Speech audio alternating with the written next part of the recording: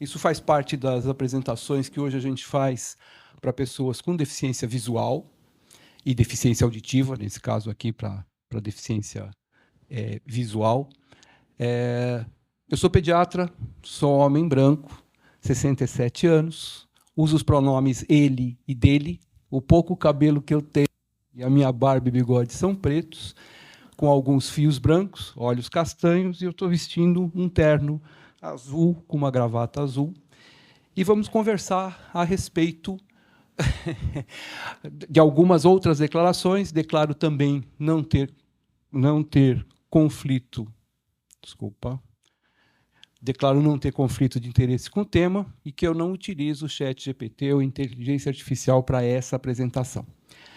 Outra questão, também qualquer uso dos termos mãe, maternal, materno não pretende excluir pais transexuais ou não binários que possam estar amamentando ou fornecendo leite humano aos seus bebês. Bom, a gente está agora na 33ª Semana Mundial de Aleitamento Materno.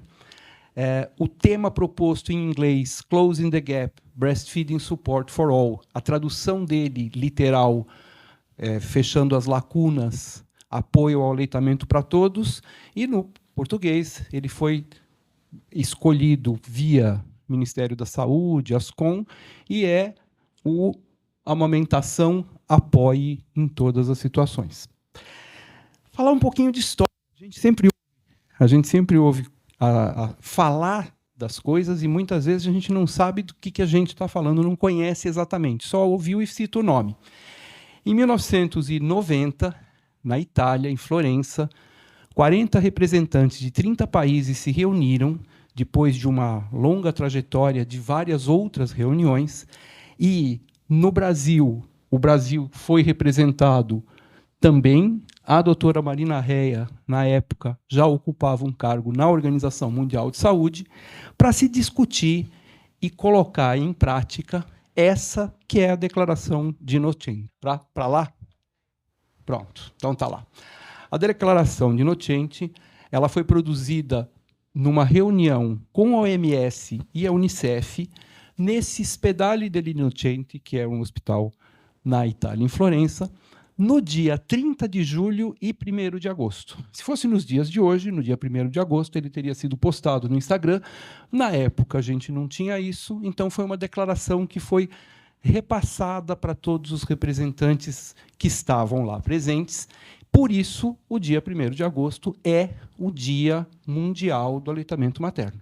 A partir daí, criou-se a semana, e depois disso, no Brasil, desde 2017, nós temos o Agosto Dourado. E a proposta inicial dessa declaração, entre outras coisas, colocava que até 1995, então isso foi em 1990, deveria ser nomeado um coordenador nacional de amamentação, deveria ter se assegurado que todas as instalações que prestam serviço de maternidade seguissem os 10 passos, deveria ser tomado medidas para dar efeito aos princípios e objetivos de artigos do Código Internacional de Comercialização de Substitutos de Leite Materno e deveria ter sido promulgada uma legislação para os direitos da amamentação das mulheres trabalhadoras. 1995, 30 anos depois. Por isso começa a ficar para mim mais claro por que o logo, o slogan, o tema em inglês tem uma certa coerência. A gente não fecha lacunas. Minha sogra, quando estava viva, chegava na época das eleições, ela dizia o seguinte: eu não voto em candidato que prometer fazer coisa nova. Eu voto em candidato que promete consertar o que está estragado e complementar o que está faltando complementar. Porque, senão, as lacunas vão ficando pelo caminho. E é isso que a gente tem hoje. Disto aqui no Brasil e no mundo, por enquanto, a gente percebe que nenhum desses itens foi adequadamente ajustado. Em 1991, 14 de fevereiro, foi criada a WABA, World Alliance for Breastfeeding Action. E a proposta, e foi uma das primeiras vezes, ou a primeira vez, onde isto foi colocado, é proteger, promover e apoiar a amamentação. com a meta de criar um ambiente propício para as mães. Vale lembrar que quando a gente fala em saúde materno-infantil. A gente não fala em saúde infanto-maternal. Não é ordem alfabética. Isso, tá bom. Bom, os 2 slides anteriores, eu já sei o que aconteceu, eu passava todos os temas da Semana Mundial, desde a primeira, que foi em 1992, nós estamos na 30ª, hoje na 33ª, e passava todos os temas rápido assim, e eu ia fazer para vocês, avisar que vocês precisariam decorar esses temas para poder ganhar o certificado, e ele passava rápido, então eu vou deixar essa pulada. De qualquer forma, em 2021, o departamento científico, eu era presidente do departamento, a gente fez, o departamento inteiro montou a história, 30 anos de história da Semana Mundial, e que foi de 1992, era em 2021, e mostrava lá o tema em inglês, o tema em português, e o que era a proposta desse tema. Primeiro tema da Semana Mundial, Hospitais Amigos da Criança. O segundo, em 93, amamentação, direito da mulher no trabalho. Em 1994, o tema foi amamentação, fazendo o código de marketing internacional, funcionar. Desde então, vários temas foram abordados durante essas 33 semanas. Eles não foram só abordados, eles foram abordados e repetidos. Inclusive, o tema Apoie em Todas as Situações aparece em outra Semana Mundial, também da mesma forma. Então, no lugar daquele slide, então, fica esse aqui para decorar todos os temas, tem que decorar e falar metade deles, pelo menos, para poder sair com o certificado de hoje.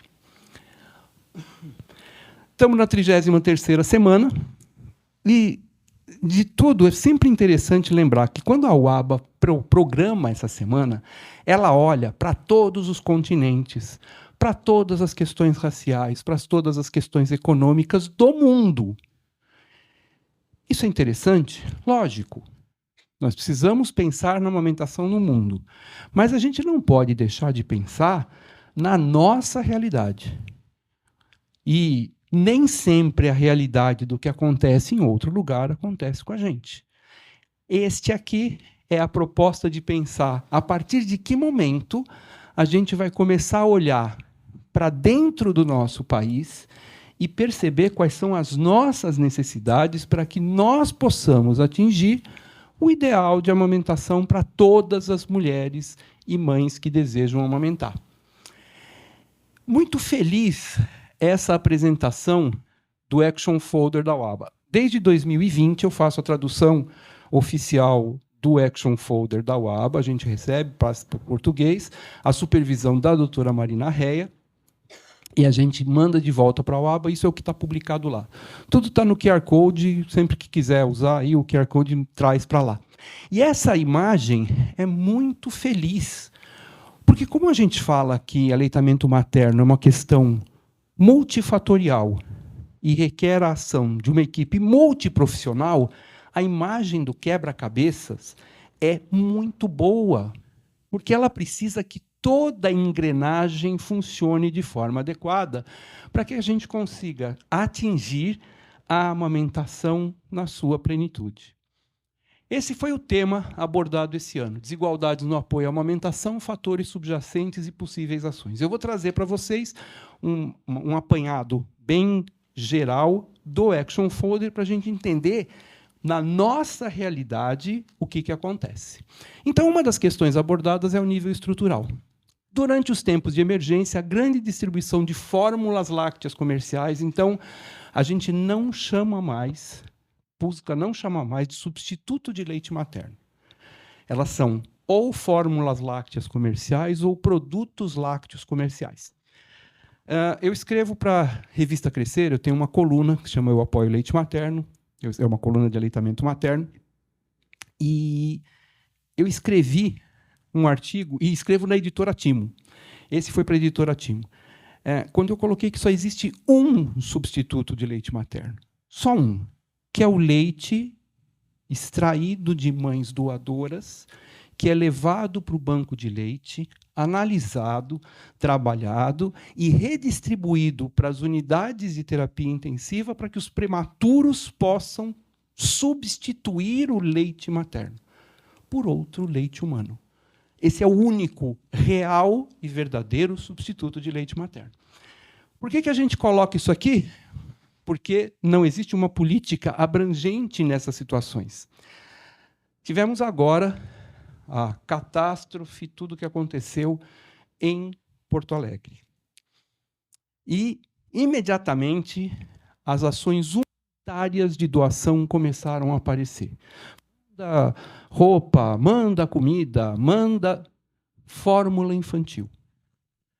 E existe uma recomendação formal para que, em situações como as que aconteceram lá, onde não tinha luz, não tinha água potável, não se levasse fórmula infantil.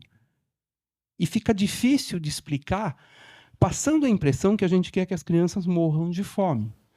Então, naquela situação, a primeira coisa é estimular as mães que estão amamentando a amamentar.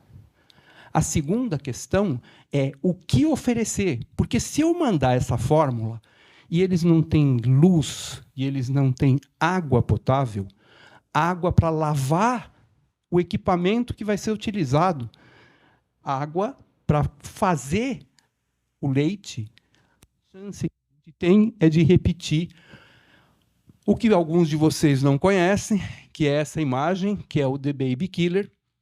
Isto aconteceu em 1974, o escândalo onde uma indústria encaminhou fórmulas para a África e morreram 3 milhões de crianças africanas por conta, não da fórmula, mas por conta da água contaminada. E aqui, para quem não conhece, 1969, talvez algum de vocês tenha mamado isso, 69 da... Não, imagina, não, tá. Fórmula de composição cientificamente equilibrada para se assemelhar ao leite materno. Então, o leite materno tem cerca de 1.000 componentes conhecidos. 200 são só HMO. A fórmula mais elaborada não chega a 100. Como é que você vai ficar semelhante? Então, eu lembro que um dos primeiros artigos que eu escrevi na Sociedade de Pediatria de São Paulo, eu falava o seguinte, e nenhum demérito na comparação, mas é para entender. Se você pegar 4 pneus de uma Mercedes e colocar num Fusca, ele continua sendo um Fusca com pneu de Mercedes. Ele não vira uma Mercedes. Ele não fica nem perto de uma Mercedes. E, muitas vezes, só esse pneu que trabalhava na Mercedes dentro de um movimento, de uma engrenagem adequada, quando ela é colocada no Fusca, ela atrapalha mais o Fusca do que ajuda ou dá evolução para ele.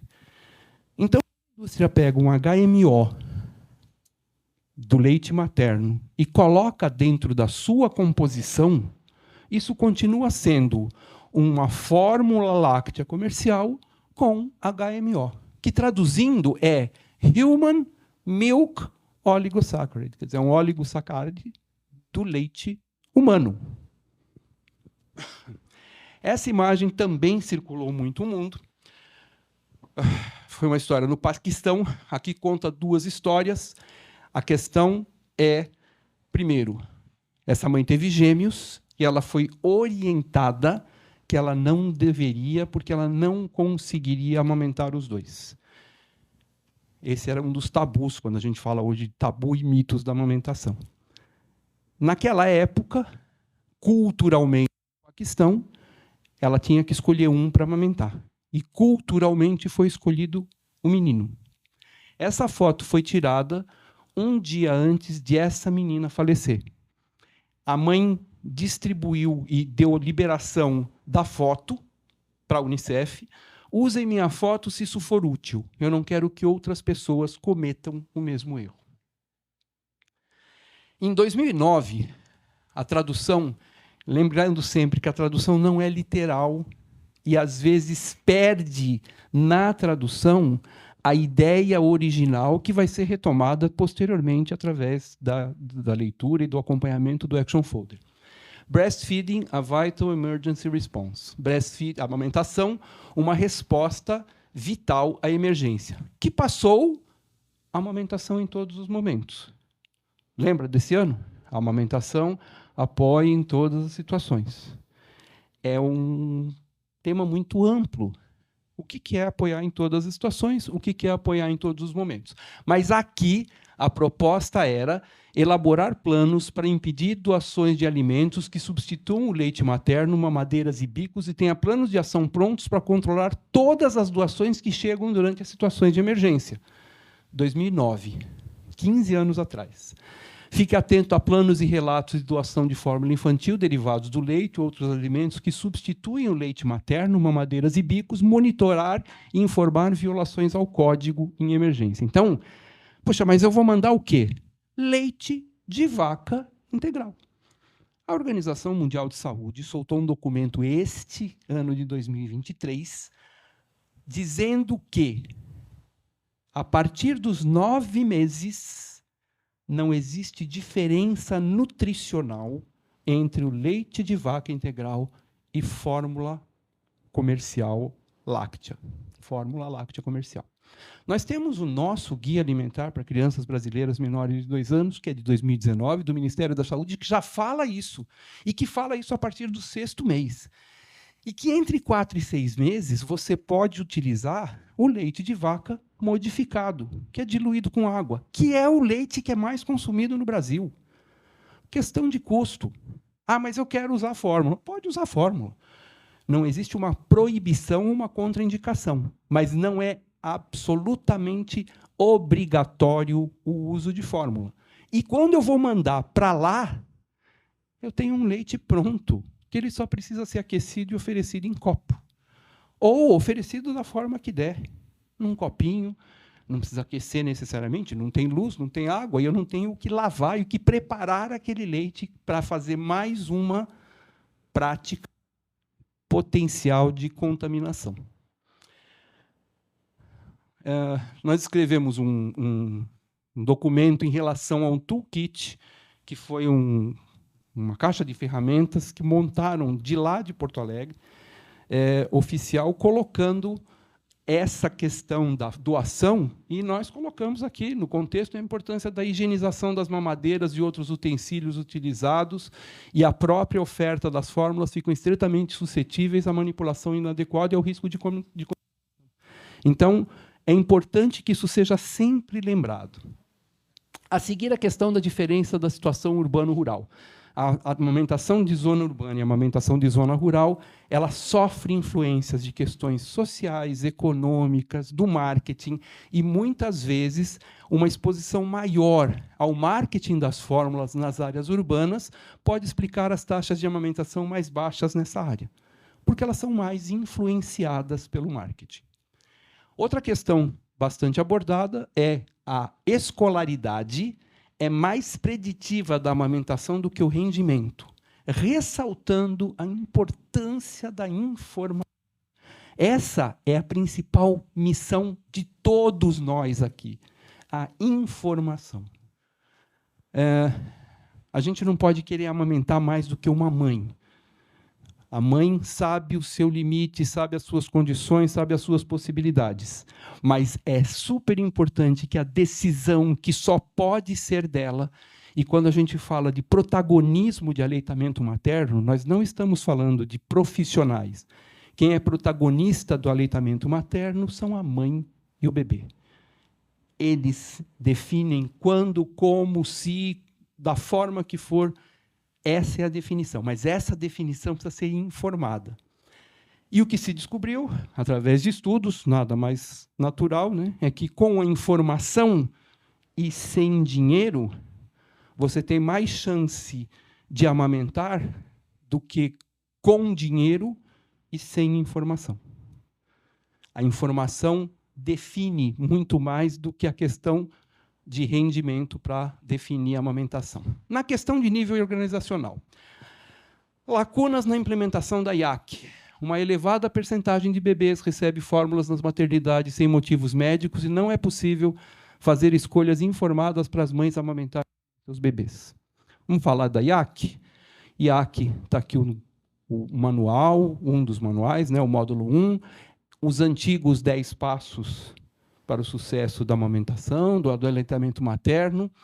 A partir aqui, para se tornar hoje um hospital amigo da criança, precisa cumprir os 10 passos, cumprir a NBCAL, garantir acesso à mãe e o pai e permanência junto ao recém-nascido 24 horas e incluir no processo o critério global cuidado amigo da mulher. E os procedimentos de gestão, então, cuidar do código, ter política, estabelecer monitoramento, garantir funcionários com conhecimento da iniciativa, além das práticas, que são aquelas dos 10 passos, a importância do manejo, contato pele a pele, suporte para a mãe iniciar e manter, não dar outros alimentos líquidos ao recém-nascido, possibilitar mãe e bebê junto, alojamento conjunto, suporte para reconhecer as situações de fome do filho. Aqui mudou, quando era não dar chupeta e mamadeira, passou a ser aconselhar as mães sobre o uso e os riscos e coordenar a alta para dar continuidade nisso. Isso aqui é da IAC, desse módulo 3, e eu gosto de trazer para a gente repensar algumas coisas de nossas avaliações. Um ganho de peso consistente de 150 gramas por semana, em média, é sinal de ingestão de leite suficiente. Como a mãe pode não conseguir pesar o bebê com frequência, então, essa é uma informação importante. E aqui vem para a nota de rodapé. A média de ganho de peso quer dizer que algumas semanas o ganho pode ser maior e outras menor, e a variação pode ser de 100 a 200 gramas por semana. Então, se um bebê ganhar 400 gramas por mês e tiver com bom crescimento, com bom desenvolvimento, não está adoecendo, os sinais que o médico avalia e são adequados, a gente não foca na balança. É lógico que é um parâmetro para ser analisado, mas não tem que ganhar 1 quilo por mês, 30 gramas por dia. Primeiro Hospital Amigo da Criança, o IMIP, em 1992. Daqui um dos exemplos nossos aqui, nacionais, da pediatria e do aleitamento, a doutora Vilneide. Em 1993, foi o Guilherme Álvaro, que foi em Santos. Daí, doutora Keiko Peruia. Nós temos no Brasil, hoje, 317 hospitais amigos da criança, entre 5.000 casas para nascer.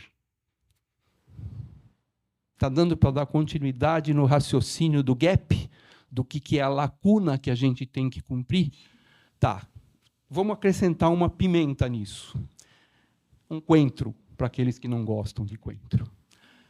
Em 2 anos, nós perdemos 23 hospitais amigos da criança. Para ser hospital amigo da criança, precisa seguir todos aqueles critérios.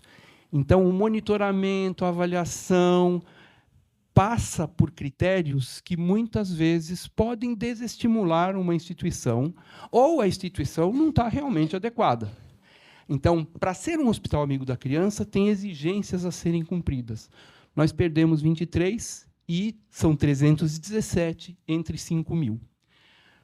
Consequência, esse é o ENANI, é o último que a gente tem, que é de 2019.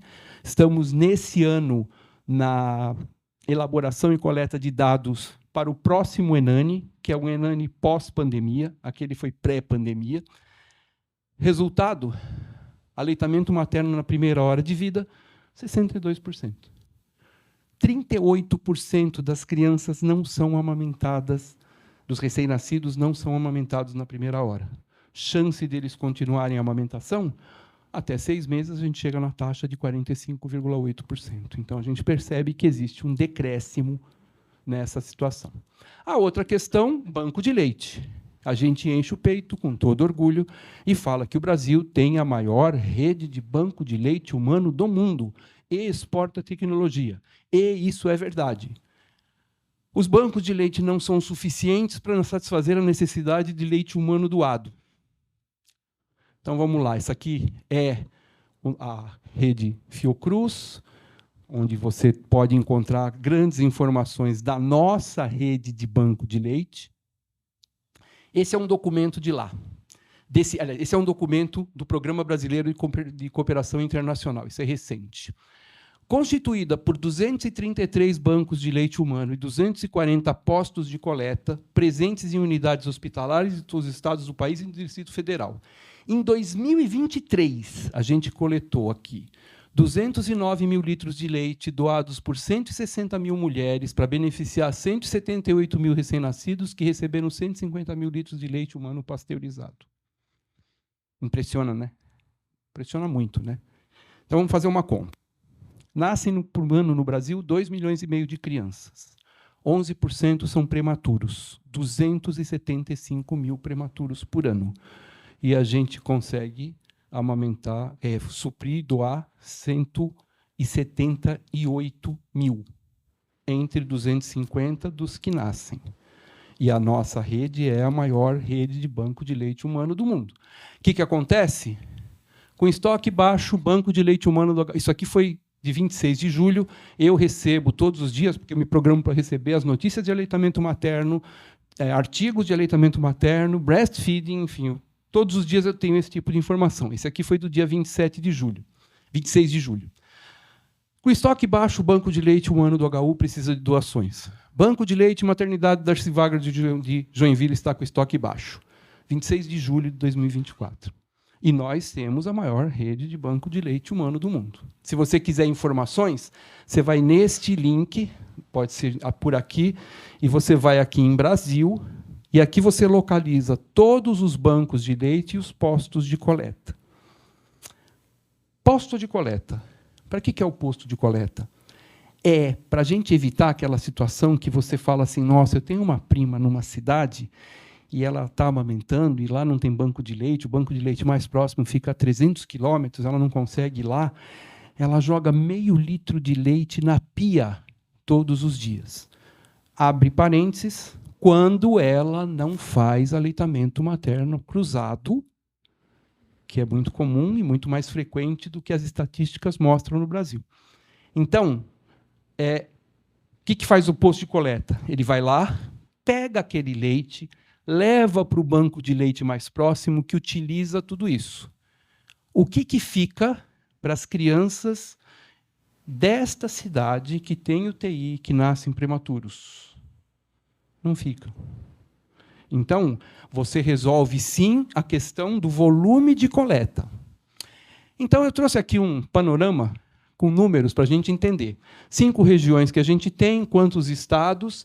Nós temos 5.570 cidades no país. O país, a região maior, região norte, 3.850.000 quilômetros quadrados, com a menor quase população, a segunda menor, 17 milhões. A região sudeste é uma das menores, com uma população imensa. Assim funciona a distribuição dos bancos de leite e dos postos de coleta. E só para ter uma ideia, o número de cidades em cada região. E olha aqui, vamos juntar, é que aqui essa conta não é certa, porque tem cidade que tem posto de coleta e tem banco de leite. Tem cidade que tem mais de um banco de leite. As capitais têm banco de leite, praticamente todas têm posto de coleta. Então, por exemplo, a região sudeste tem 96 bancos de leite e 94 postos de coleta. Mas vamos dizer que a gente somasse isso aqui. Isso que eu estou dizendo, porque aqui tem municípios que têm os dois. Mas se você somar, nós chegamos a 286 municípios onde você tem cobertura de banco de leite e de posto de coleta. Em 5.570 cidades. Essa conta tem lacuna. Então esquece o que tem? Não, vamos complementar. Mas a gente precisa partir de uma base e entender o que é que a gente precisa fazer. Onde a gente precisa mapear e ver onde é que está faltando, onde que pode ser levado. Mulheres com deficiências físicas, com doenças e deficiências físicas e mentais. Diretrizes em torno do HIV e da amamentação. Saiu agora, em junho de 2024, um comunicado da Academia Americana de Pediatria falando a respeito da alimentação infantil de pessoas vivendo ou com risco de HIV, e ficou todo mundo emocionado, aplaudindo a Academia Americana de Pediatria, como se eles tivessem descoberto a pólvora. E, na verdade, a gente não pode cair nessa. Isso não é da Academia Americana de Pediatria. Em 2010, um guideline da Organização Mundial de Saúde trazia que, aqui está escrito crescer, porque eu escrevo, esse é um trecho traduzido desse guideline. As mães que sabem que estão infectadas pelo HIV ou cujo estado é desconhecido devem ser aconselhadas a amamentar exclusivamente seus bebês durante os primeiros 6 meses de vida, depois introduzir alimentos complementares enquanto amamentam por 24 meses. Tem que garantir que as mães recebam os cuidados que, se sabe que vivem com HIV, devem receber intervenções profiláticas de terapia antirretroviral durante toda a vida para reduzir a transmissão através da amamentação. Isso foi 2010. Em 2016, houve um update disso, trazendo que podem continuar a amamentar até 24 meses ou mais, durante pelo menos 12 meses. E, agora, recentemente, isso saiu em dezembro de 2023, embora a amamentação exclusiva seja recomendada durante os primeiros 6 meses, a alimentação mista é melhor do que. Então, está se abrindo até a possibilidade para aleitamento materno misto, para que mesmo mães HIV positivas possam amamentar. Os governos e as autoridades locais devem promover e implementar ativamente serviços para criar um ambiente de apoio para essas mães permanecerem aderentes, amamentem seus bebês em todos os ambientes, no trabalho, nos centros comunitários e nas clínicas, mas tem que amamentar por 6 meses. Bom, e no Brasil? No Brasil, nós temos uma legislação, uma portaria, essa é de 2023, que é a mais recente, a amamentação contraindicada por mulheres vivendo com HIV, mesmo com carga viral zerada. Orientar a não amamentação e inibir a lactação com medicamentos. Além disso, a mãe deve ser orientada a interromper a amamentação na suspeita do diagnóstico, deve-se reforçar a contraindicação em qualquer circunstância. Então, quer dizer que a gente é o ruim da história. Porque todo mundo deixa e a gente não deixa. É assim simples. Então, a continuidade que é daquele artigo também. É fundamental que se compreenda o contexto geral antes de qualquer avaliação ou julgamento. E aí a gente precisa responder a essas perguntas. Todas as mulheres terão acesso a um pré-natal adequado desde o início da gestação? Todas as mulheres terão acesso ao exame de carga viral desde a gestação, na amamentação, até o desmame oportuno? Todas as mulheres soropositivas terão acesso ao tratamento antirretroviral desde o diagnóstico, durante a amamentação e pelo resto da vida? Todas as mulheres soropositivas terão garantia do aleitamento materno desde a sala de parto até 2 anos ou mais, exclusivo até o 6º mês? Sem isso, não dá para instituir política pública. Para eu garantir essa política pública de liberar a alimentação, a amamentação em mães soropositivas, com carga viral zerada, com o tratamento antirretroviral contínuo e com exames de testagem regulares, e que essa mãe amamente exclusivamente até o 6º mês, aí sim eu posso pensar em fazer alguma coisa para todo mundo. Ah, mas precisa dos exames? Essa mãe pode ser soropositiva com carga viral gerada hoje, se separa, daqui a 2 meses ela tem uma relação de risco e é contaminada novamente. Por isso, precisa desses exames. Ah, mas sabe o que acontece? Eu conheço médicos, pediatras, que nos seus consultórios fazem esse acompanhamento. Um médico pediatra no seu consultório que possa garantir tudo isto aqui, se ele tiver essas condições, só tem um jeito de não ter transmissão vertical: não amamentar. Esta transmissão vertical pode acontecer. A taxa é muito reduzida, mas ela é recomendada pela Organização Mundial de Saúde. Então, nesses casos, a gente avalia caso a caso e o profissional, inclusive infectologistas aqui no Brasil, pediatras aqui no Brasil, fazem esse acompanhamento de algumas mulheres. Mas aí, o que acontece normalmente é diferente. É esta mãe que continua amamentando apesar de ser soropositiva, ela procura um profissional já com todos os dados, e ela conhece isso muito mais do que qualquer um de nós. E ela já está fazendo esse acompanhamento, mas isso não pode ser política pública.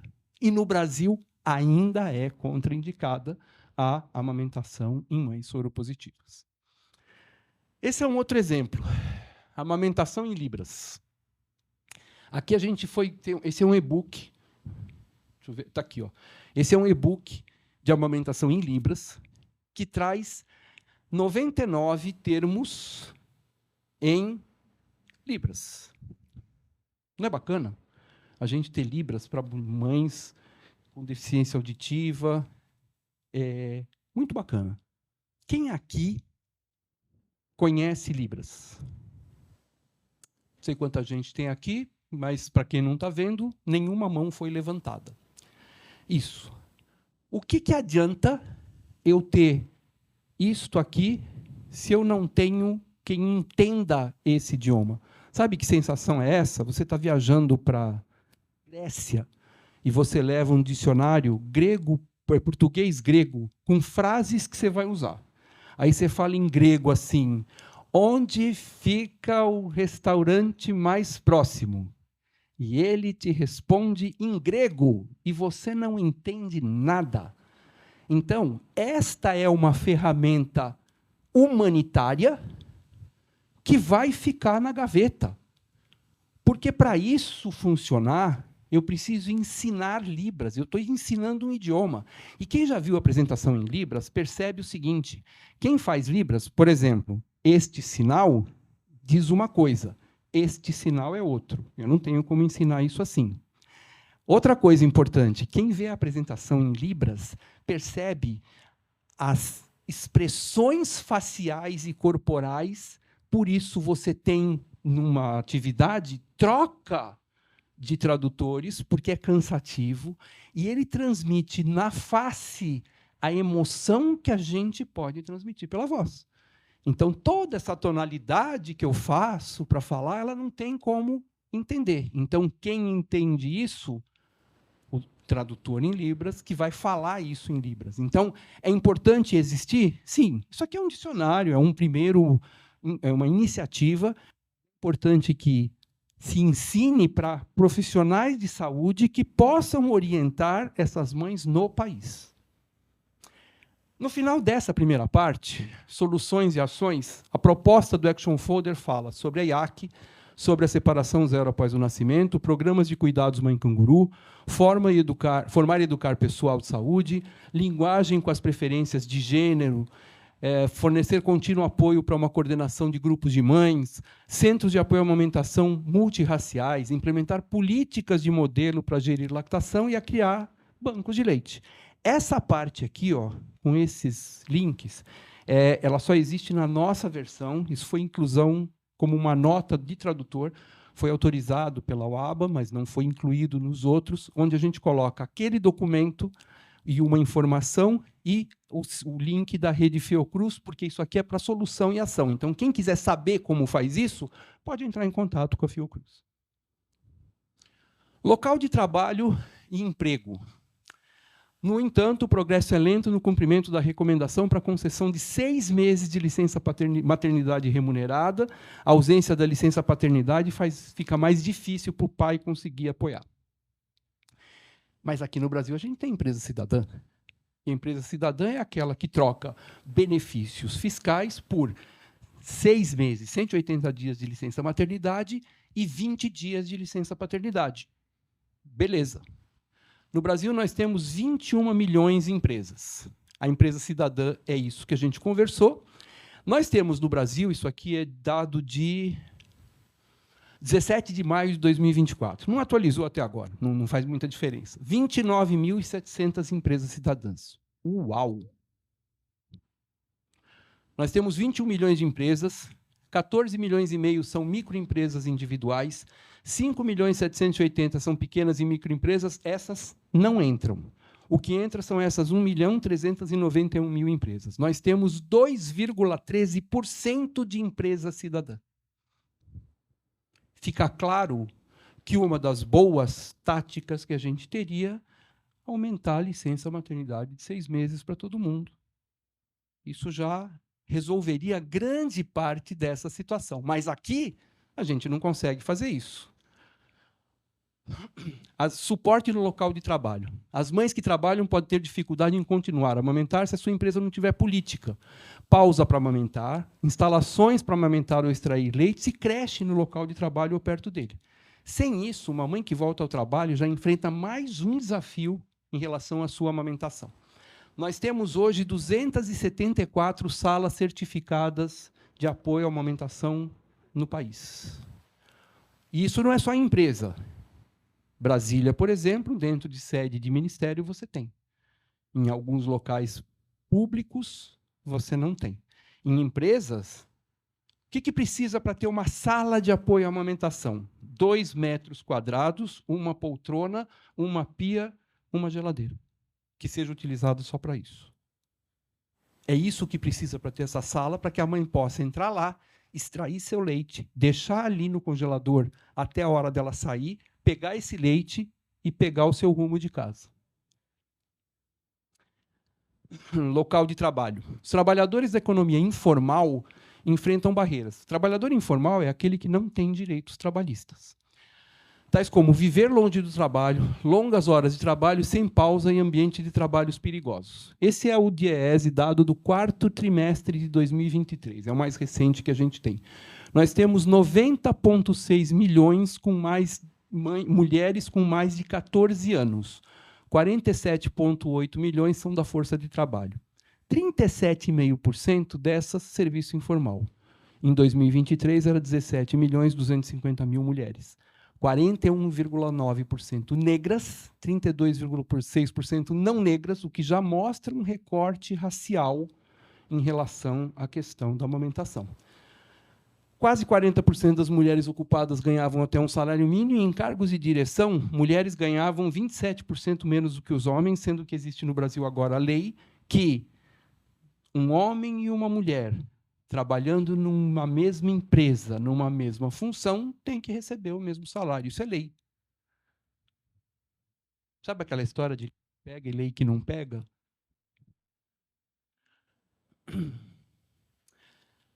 De 25 de... Não está aqui, está no próximo slide. De 25 de agosto a 31 de agosto, nós temos a Semana de Apoio à Amamentação Negra. O tema desse ano é Ser preta não é só ter pele, para discutir como a determinação social do processo saúde e doença impacta na amamentação. A amamentação negra é um perfil da Tia Kuan, que é uma pediatra, e a Fê Lopes, que é uma psicóloga. Então, de 25 a 38 de agosto, elas têm um Insta que traz essas informações. Essa é a Fê, psicóloga, psicanalista, a Tia Kuan, que é pediatra. Isso aqui é é uma entrevista, porque precisamos de uma semana de apoio à amamentação negra. Nós, mulheres da periferia, é a publicação. Para além das dificuldades encontradas por todas as pessoas que desejam amamentar, o racismo impacta diretamente na amamentação. Mulheres negras sofrem mais violência obstétrica, pior assistência pré-natal, recebem menos orientações sobre a amamentação, têm menos chance de ter licença maternidade, já que são a maior parte dos trabalhadores informais do Brasil, menores salários, menos condições de buscar ajuda, moram nas periferias das cidades com menor quantidade de serviço público especializado em amamentação, com menos acesso à rede de apoio. Essa entrevista, essa é a fala da Fê Lopes e da Tia Kuan. Nível interpessoal e comunitário. As práticas culturais. As normas socioculturais e os conceitos errados podem dificultar o início e causar desconforto às mães que desejam amamentar em público ou continuar a amamentar por um período prolongado. Quantos aqui já vivenciaram ou ouviram queixas de mães falando assim: doutor, eu estava na casa de não sei quem, e alguém falou assim: nossa, você ainda amamenta? Nossa, ele não anda? Ele precisa andar? Ele vai lá, brinca, volta para pegar um peitinho? Nossa, ele não te morde? Esse leite.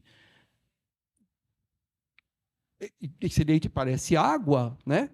E isso vale para amamentação prolongada e para amamentação em público. Nós não temos no Brasil, Estados Unidos, 50 estados cada um com uma legislação própria. Em todos os estados, desde 2018, tem uma lei que pune quem constranger uma mãe que estiver amamentando em público. No Brasil, nós temos cidades, temos alguns estados, nós não temos ainda uma lei federal. E quem segurou essa lei federal por um ano, enquanto foi relatora do processo, foi uma mulher. População LGBT, que também a gente tem um aumento desse acesso a serviços de saúde. Lembrar que a UABA fica na Malásia e tem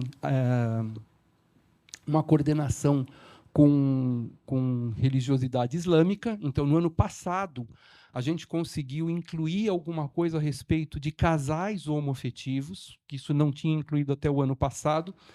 A UABA faz o projeto, manda para a gente, para todo mundo, né, para que a gente dê sugestões. No ano passado, essa foi uma das sugestões que a gente deu aqui do Brasil, e isso foi acolhido. Para esse ano, a gente não teve consulta, isso chegou muito em cima da hora, não deu tempo de fazer quase nada. Mas isso aqui é da Lalete League, colocando links a respeito desse tipo de situação vivenciada cada vez mais frequente. Aqui no Brasil, nós temos agora o CAD, que é uma comissão pró-amamentação diversa e inclusiva, muita gente conhecida, a Fê Lopes, o Marcos Renato, a Honorina, que é de São Paulo, a Márcia Machado, enfim, abordando os temas de diversidade e inclusão em relação à amamentação. Suporte da comunidade. Difícil, muitas vezes, porque tem esse grupo de apoio. E essas aqui são as mensagens finais do Action Folder da UABA. Todos os atores ao longo da cadeia de calor precisam trabalhar em conjunto para organizar e suprir as lacunas quanto à dificuldade de acesso à amamentação de pessoas em situação de vulnerabilidade. Uma política nacional abrangente sobre a alimentação de bebês e crianças pequenas, junto com um plano de ação, ajudará a garantir que apoio à amamentação esteja disponível para todos. A implementação universal da IAC, com o acesso ao leite humano doado, é essencial para apoiar a amamentação precoce e continuada de todos os bebês. Garantir uma licença maternidade e paternidade parental. Aqui a gente não tem essa abordagem de licença parental ainda.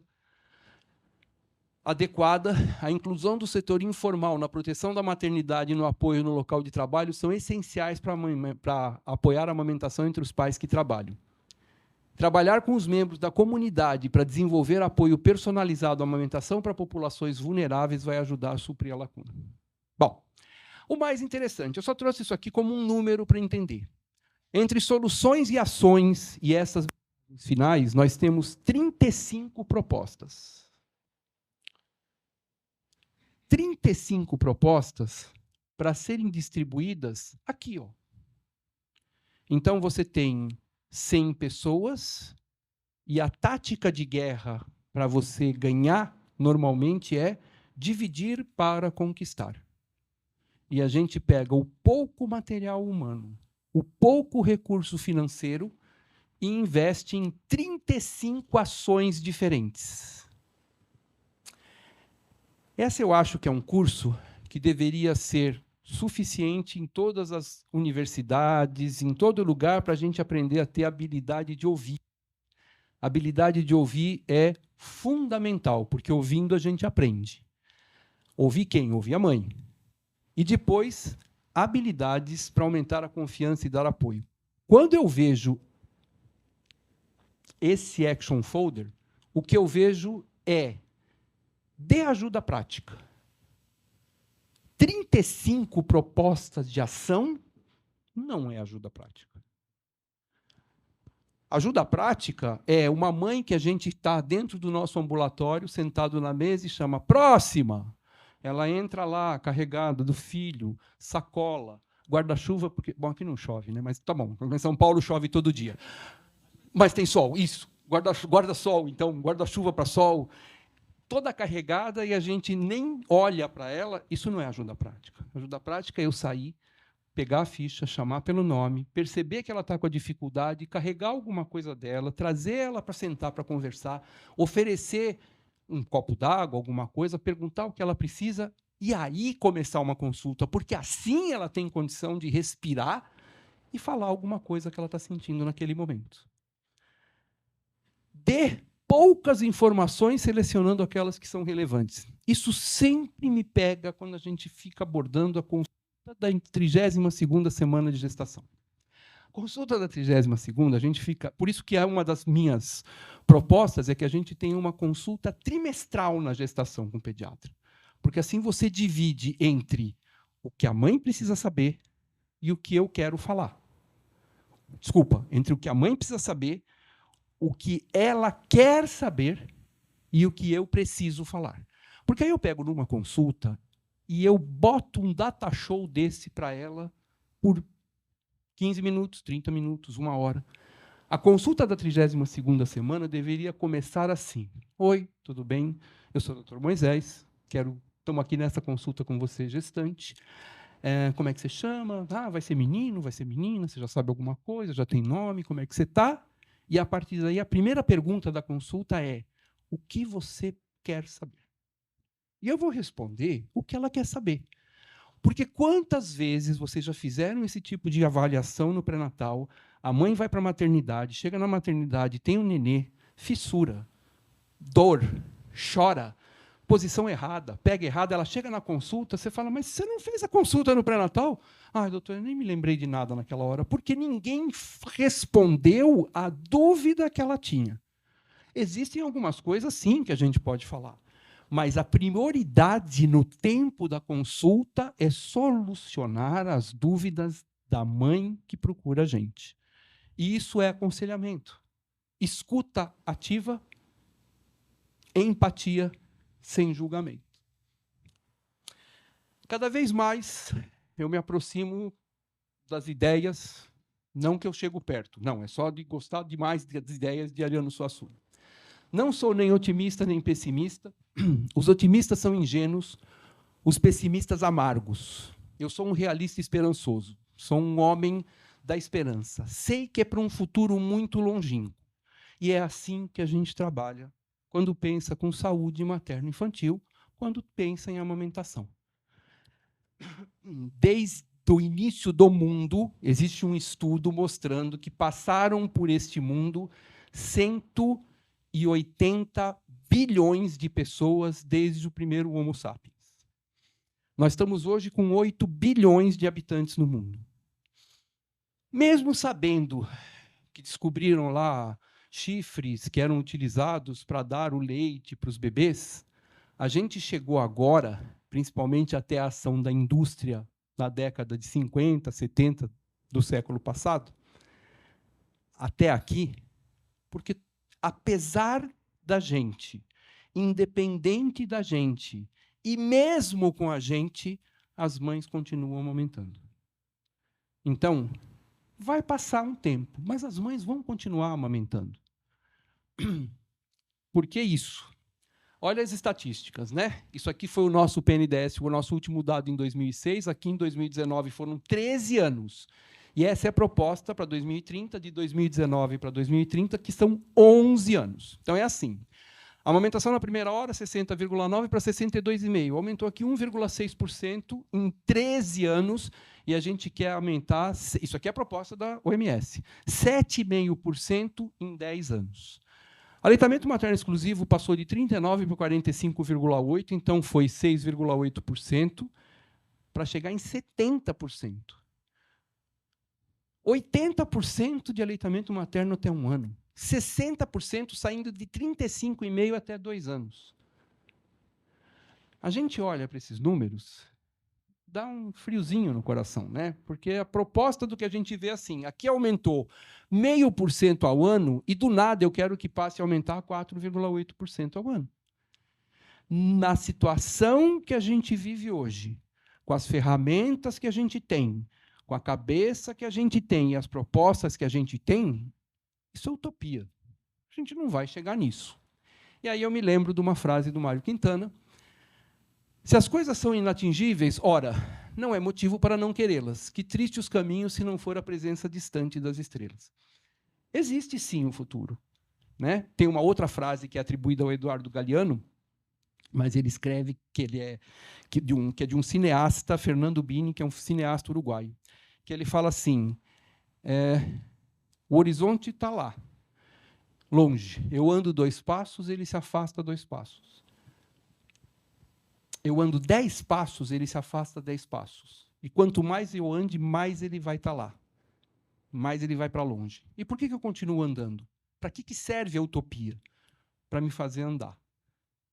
Se não fosse isso, e a gente não quiser atingir, a gente vai estacionar e imaginar como é o habitual. E aqui nós estamos falando de Brasil. Tá, mas deixa eu pensar numa coisa importante. Estamos quase chegando no fim. Brasil e Índia. Brasil tem 8.510.000 quilômetros, Índia 3.287.000 quilômetros quadrados. Em 2022, a nossa população era de 203 mil. A Índia, no ano passado, passou a ser o país mais populoso do mundo, 1.428 milhões. Nós temos a 9ª economia do mundo, a Índia tem a 5ª. O nosso IDH, Índice de Desenvolvimento Humano, é elevado, 89, o da Índia não, é médio. Análise que eles fizeram no ano passado, quando eles lançaram o Action Folder ano passado. Eu estou cada ano mais fã da Índia. Não vou me mudar para a Índia, mas eu tenho o direito de ser fã da Índia. Aleitamento materno na primeira hora aqui no Brasil, 62,4%, na Índia, 41,6%. Aleitamento materno em crianças abaixo de 6 meses, 45,8% no Brasil, 63% na Índia. Apesar da partida atrás, eles chegam na frente. Como é que isso aconteceu? O que acontece para eles? Esse ano, eles pegaram o tema da Mundial, Closing the Gaps, vamos fechar lacuna. Gap, uma lacuna. Apoio à amamentação para todas as mulheres que dão à luz em maternidades na Índia, tanto no setor público quanto no privado. Eu vou resolver toda a amamentação da Índia? Não. Mas eu vou pegar a partida de 41%, que é ali o meu problema, e vou chegar nessa partida de 70%. Com certeza, aqueles 66% dos 6 meses vão aumentar. Não proporcional, porque tem outros fatores, mas vão aumentar. Então, eu vou lá ver onde está o meu gap principal deste ano. Oportunidade para ação nas unidades de saúde, os problemas que eles identificaram. Separação de bebês de suas mães, especialmente em parto cesáreo, mas ainda no setor privado. Parece familiar? Funcionário de saúde mal treinado, uso desnecessário de fórmula infantil devido à influência comercial da indústria de alimentos para bebê nas instalações de saúde, aconselhamento e apoio inadequados para mães durante os períodos pré-natal e pós-natal são algumas das barreiras deles. O que eles fizeram? 6 ferramentas. Essas ferramentas de 1 a 4, eles distribuem para todo mundo, e de 5 a 6, eles pedem que entrem em contato com eles. O que são essas ferramentas e para que elas servem? Isso aqui é a proposta de ação do Close the Gap para 4 setores do país. Eu vou pegar um administrador hospitalar. O que precisa fazer um administrador hospitalar dentro deste planejamento para que se aumente a adesão ao aleitamento materno na primeira hora? Criar uma comissão no hospital para avaliar dados a cada 3 a 6 meses. Institucionalizar protocolos para coleta de dados consistentes sobre a amamentação precoce nos hospitais. Use a ferramenta 3 e adapte. Eu estou te dando a ferramenta, você pega isso aqui, adapta para o seu hospital, estabelece uma comissão que vai pegar dados do hospital e trazer esses dados aqui para a gente entender como é que a gente tem que trabalhar. Enquanto isso, os médicos, por exemplo, garantir que a coleta, a análise dos dados sejam realizados. Quantas vezes a gente vai pegar uma ficha de evolução, você vai pegar assim, quanto é que foi o Apgar dessa criança? O Apgar. E você não acha o Apgar escrito. Você não acha o perímetro cefálico. Você não acha quanto pesava essa criança no 4º dia de internação. Preencher prontuário é um básico. Então, a proposta é isso, que se preencha prontuário. Garantir o banco de leite da própria mãe na maternidade. Certificar que o uso desnecessário da fórmula em pó seja evitada e a orientação seja usada para dar substitutos e prepará-los. Garantir que todas as mães sejam assistidas ao parto. Iniciar etapas para universalizar a educação pré-natal sobre a amamentação. Então, como é que eu atinjo isso? Eu programo um pré-natal, programo uma maternidade e programo uma saída para o território coordenada, com orientação, com informação, para poder atingir esse objetivo. não fica muito mais objetivo, claro, e eu olho que é difícil, mas eu posso? Eu te dou as ferramentas, eu mostro para você um projeto, uma proposta. Ele é feito pela Y também, né? E nós? E nós? 33ª semana, aqui estão os dois slogans. Eu acabei juntando os dois e propus aqui para a gente pensar: cuidar das desigualdades para apoiar a amamentação de todos em todas as situações. Apoiar a amamentação em todas as situações é deixar as crianças mais seguras e protegidas. É agir contra as desigualdades. É dar oportunidade para quem amamenta. É incentivar esse momento tão importante. É saúde, é equidade. A amamentação. Apoie em todas as situações. Ministério da Saúde, Brasil, União e Reconstrução, Governo Federal. Esse foi o videozinho o vídeo do Ministério da Saúde. Essa foi a tradução em Libras para entender um pouco daquilo que a gente estava falando. Termina com uma criança sindrômica, Down, com a ideia de apoiar em todas as situações. A ideia é bonita, é para a gente sair pelo menos com o coraçãozinho mais aquecidinho, um pouquinho, depois de tudo que a gente falou. E por hoje, agora de manhã, era isso aqui, gente.